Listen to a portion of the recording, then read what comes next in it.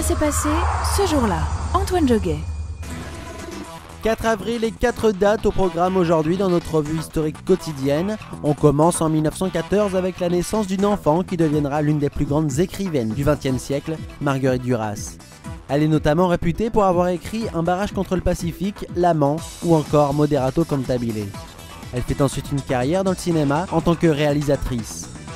De l'autre côté de la caméra, c'est Simone Signoret qui a été mise à l'honneur le 4 avril 1960 en recevant l'Oscar de la meilleure actrice pour le film Les Chemins de la Haute-Ville. Elle était la deuxième française à recevoir cette prestigieuse récompense du 7e art.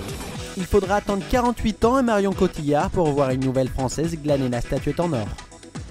En géopolitique maintenant, le 4 avril est la date de signature du traité de l'Atlantique Nord, connu sous son acronyme OTAN. C'était en 1949. Cette organisation est à l'origine une alliance militaire destinée à réunir les pays occidentaux européens face à l'ennemi soviétique durant la guerre froide. Le président Charles de Gaulle, opposé à la prédominance américaine dans cette alliance européenne, retira la France de l'organisation en 1966 avant que le président Nicolas Sarkozy ne fasse réintégrer la France en 2009.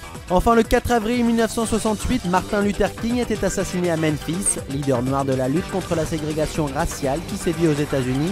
Martin Luther King est touché par une balle de fusil mortelle alors qu'il se trouvait sur un balcon. Son assassin est James Ellray et sera condamné à 99 ans de prison. Devenu une icône pour son combat et notamment par son célèbre discours I Have a Dream, Luther King avait obtenu 4 ans avant sa mort le prix Nobel de la paix.